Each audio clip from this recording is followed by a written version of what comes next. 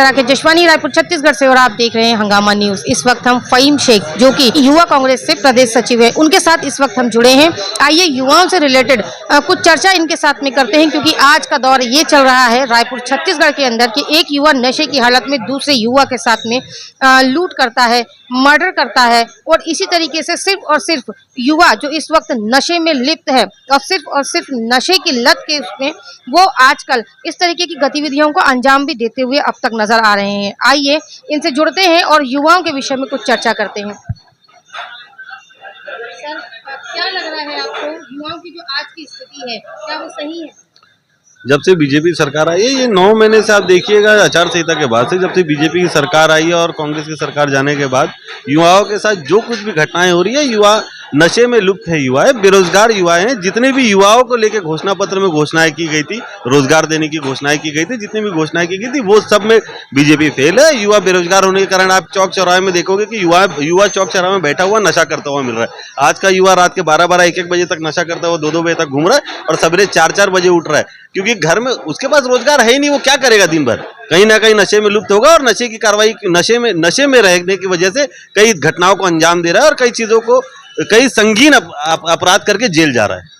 बहुत ही शर्म की बात है कि युवाओं के लिए एजुकेशन प्रोवाइड नहीं किया जा रहा है। बीजेपी की सरकार भी है और इसके रहते में युवाओं के लिए एजुकेशन प्रोवाइड नहीं किया जा रहा है, लेकिन नशा बहुत इजीली प्रोवाइड किया जा रहा है। ये शायद आपको गलत लग रहा होगा।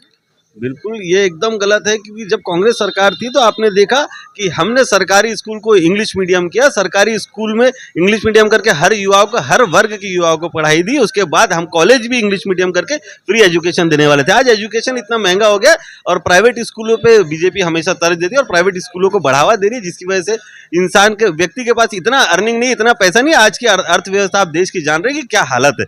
उस अर्थव्यवस्था में भी इंसान अगर पढ़ा पा रहा है बच्चे को तो बहुत मुश्किल पढ़ा पा रहा है। अब घर में पता है कि अच्छे एजुकेशन और अच्छे स्कूल में अगर बच्चा नहीं जा रहा तो नशे में कहीं ना कहीं लुप्त होगा और वो पढ़ाई छोड़ के नशे की तरफ जा रहा है और पढ़ाई, एजुकेशन की तरफ नहीं जा रहा है। ये बहुत बड़ा फेलियर है बीजेपी सरकार का। मैं माफी चाहूंगी, लेकिन क्या आप बता सकते हैं कि आपने जिन युवाओं के लिए एजुकेशन के लिए इतना कुछ किया था, आज वो युवा कहाँ है? हमने 5 साल में जो एजुकेशन के लिए किया था, आप आत्मानंद स्कूल जितनी भी हमने खोली थी, आप अभी भी जाके दे सकते हैं। आत्मानंद स्कूल में बीजेपी के जब मंत्री थे या जो सांसद है हमारे बृजमोहन अग्रवाल जी, उनको अपना लेटर देना पड़ा था कि भैया यहाँ पे एडमिशन ले लो आत्मानंद में। तो ये हमारा स्टैंडर्ड था और ये हमारा पढ़ाई का स्टैंडर्ड था। हमने नए रिक्रूटमेंट किए थे, जो एजुकेशन देने वाले टीचर थे, जो अच्छे इंग्लिश पढ़ाने वाले टीचर थे, उनको रिक्रूटमेंट किए थे। ये 5 साल में जो पहली क्लास में बच्चा था आज 5वीं में है, ये 5 साल में उसने क्या पढ़ा है आप स्कूलों में जाके पता कर सकते हैं। तो आपको ऐसा लग रहा है कि जब से बीजेपी सत्ता में आई है तब से जो एजुकेशन है वो धीरे धीरे बच्चों के लिए कम हो गया है? एजुकेशन में जितना उनको मिलना चाहिए था उतना उन्हें नहीं मिल रहा है। मतलब कांग्रेस जब सत्ता में थी तो उसने बच्चों के लिए और मतलब अभी जो नवयुवक है उन लोगों के लिए कॉलेज का, स्कूल का काफी फैसिलिटीज कर रखी थी। ये आपका कहना है? जी, यही कहना है कि हम आगे आत्मानंद कॉलेज भी खोलने वाले थे। ये 5 साल में हम आत्मानंद, वो खुला क्यों नहीं? उसके लिए 5 साल क्यों लगा?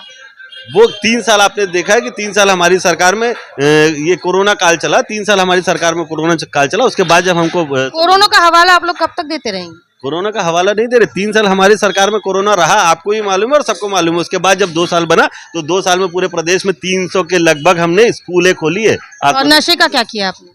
नशे के आपने उस समय देखा होगा कि नशे के व्यापार में जितनी भी गोली, दारू, जितना भी गांजा, जितनी भी चीजें अवैध बिकती थी उस पर लगाम लगाई गई थी। शराब घोटाला भी शायद आप ही की सरकार के रहते में हुआ। हाँ, शराब घोटाला कौन बोलता है हमारी सरकार में रहते हुए शराब घोटाला होता है? शराब घोटाले के लिए जो लिप्त थे, जो बिजनेसमैन लिप्त थे, उस पर कार्रवाई हो रही है। और शराब घोटाले में जो चीजें थी सुप्रीम कोर्ट ने तो उसको क्लीन चिट दे दी है। सर, ये आप अच्छे से जानते हैं कि कार्रवाई कैसी हुई है और क्या हुई है?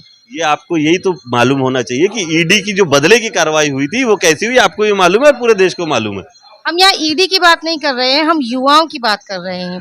युवा वो है जो हमारे आने वाला कल है, हम उनके लिए बात कर रहे हैं। बात करते हैं बेरोजगारी की। आपने कहा बेरोजगार है, क्या कांग्रेस जब सत्ता में थी तब उन्हें बेरोजगारी नहीं थी? आप देख सकते हैं, आप शायद गूगल में देखेंगे तो एक डाटा देखेंगे, पूरे देश में जब बेरोजगारी दर बढ़ी हुई थी तो छत्तीसगढ़ में जब कांग्रेस सरकार थी तो बेरोजगारी दर सबसे कम थी पूरे देश के हिसाब से। आपके समय में जिन बेरोजगार युवाओं को नौकरी दी गई थी या कहीं उनका कुछ करवाया गया था, तो क्या बीजेपी जब सत्ता में आई तो उनसे वो नौकरी वापस ले ली गई? हर साल एजुकेशन के बाद बच्चे बढ़ते हैं, एजुकेशन के बाद बच्चे आगे बढ़ते हैं, और हर साल आपको मालूम होगा कि हर साल एजुकेशन खत्म होने के बाद, कॉलेज खत्म होने के बाद कई हजारों लड़के जो और लड़कियां हैं, जो वो छात्र छात्राएं आगे बढ़ते हैं एजुकेशन जॉब के लिए। मैं ये नहीं कह रहा हूँ कि पिछले वालों को निकाल दिया गया, लेकिन जो अभी जो एजुकेशन पार होके पास आउट होके जो अभी खाली बैठे हैं युवा, उनको ना रोजगार मिल रहा है ना कुछ मिल रहा है। मेरा सवाल फिर वही है, आपके समय में जिन युवाओं को रोजगार दिया गया था, क्या अभी उनसे वो रोजगार ले लिया गया है? बीजेपी के आने के बाद क्या बीजेपी ने उनसे वो रोजगार ले लिए जो वो इस वक्त भी बेरोजगार है? अभी जो नई पीढ़ी आ रही है, अभी जो नए बच्चे जो पास आउट होकर के आ रहे हैं, उनका तो ठीक है, आप बोल रहे हैं कि अभी की गवर्नमेंट ने उनके लिए कोई योजना नहीं बनाई है, लेकिन उन बच्चों का क्या है जिनके लिए बोल रहे हैं कि जिन्हें आपने रोजगार दिया था? आप जानते हैं वो आज कहाँ है और कैसे, क्या वो रोजगार में अभी तक है? अभी तक कई बच्चे रोजगार में हैं। आप देख सकते हैं कई जो हमने जो निकाले थे रोजगार। आपने आईटी में कितना एडमिशन करवाया था? हमने आईटी का तो मैं जानकारी, मेडिकल में कितना करवाया?